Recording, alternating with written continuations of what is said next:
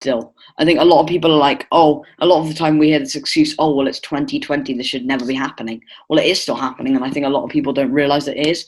I still don't really see why woke is such a bad thing. Like, everyone's always like, why we shouldn't have woke this or woke that. Cameron, I'm sure you're going to disagree with me.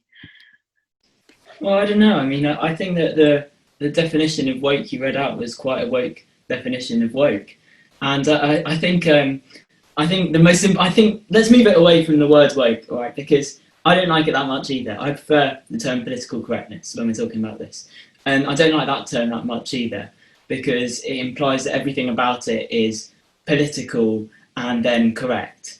And I think what we're looking at here is a lot of social issues that aren't necessarily all political.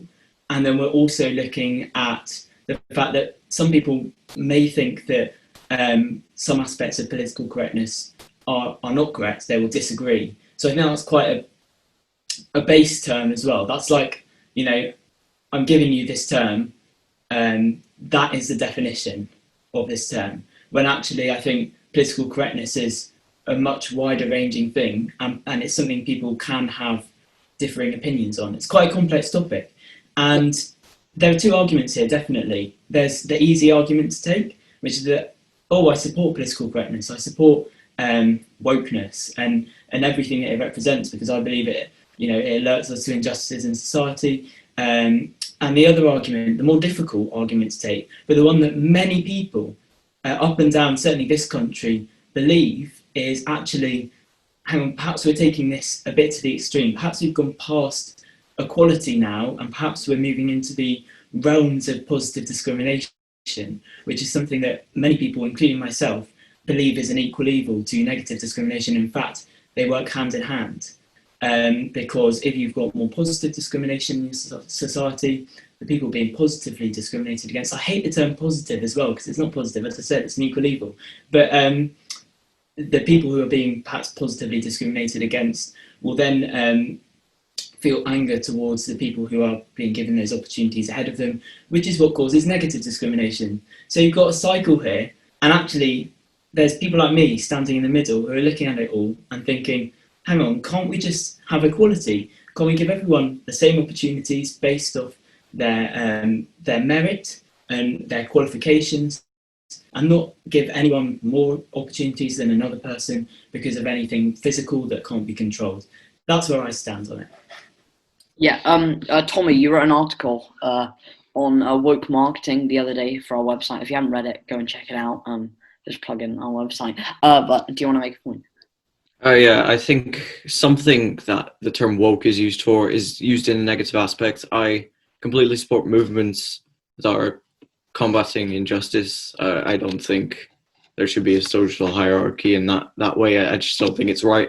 But I think when TV shows change the entire script storyline just to push a message across to you, it ruins the show. This happened with Doctor Who recently. It used to be one of my favourite shows, and then it's this new writing style, which has been putting in issues, real world issues into it, rather than like the classic, I guess you could say. I guess you could say I'm being nostalgic, but it's true. It's they've been using episodes to put pollution, mental health, racism. The new series isn't the quality it used to. I think people that are, I think in June this year, there was some trend going around black squares. I think most people who were doing that were not actually fully educated on it. They're just following the crowd. I think that's what a lot of people do these days. It's sad, but it's true. People who tend to disagree with people saying that woke is bad are the people that don't really do their research on the things. And I think with companies putting in on it, like we saw with Pride Month, we saw a lot of companies changing like logos to rainbows and all that. They didn't really care. They just wanted income. They wanted social acceptance. And I think most companies don't really care about that. They only care about customers. I do want to respond to your point, but a lot of people want to speak. I'll go to Rajan first. I think a lot of what Tommy says, he's allowed to make those comments, and that's his own personal view. But I think from company perspectives, wouldn't you say that because pushing the agenda of equality in society, such as gay pride flags or BLM, it's pushing the message? If you see a company's logo endorsing these movements, then we get a lot more people that are accepting of it. Football clubs as well, having pride flags in their logos, I think it's pushing a very positive message, regardless of, well, it's not regardless, but I don't think many of them are actually going to be discriminating against. I think they're actually putting out a very positive message, and they should.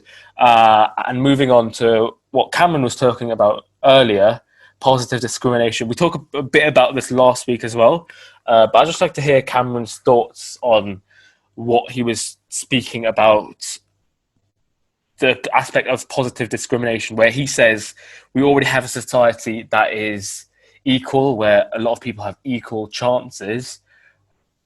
But don't you think that instead of equality, there should still be a slight form of justice involved, where you said everyone gets equal opportunities based on their own merit, but this is not the case, because people of white upper class families are able to get access to higher quality education, higher quality food. They are often well off, where they have a fairly well off lifestyle and able to progress easier in life. Whereas in lower income families, many children are growing up with single parent families in poverty. And don't you think that maybe just a slight, I'm not saying positive discrimination is entirely a good thing, but slight justice to maybe consider positive discrimination for people from lower income families, especially the BAME community, because they've grown up with these extreme challenges that many of the upper class haven't faced, that would sort of leverage it a bit more. Because you see, equality is not that equal, but giving justice is just a little bit, giving a little bit to claw back.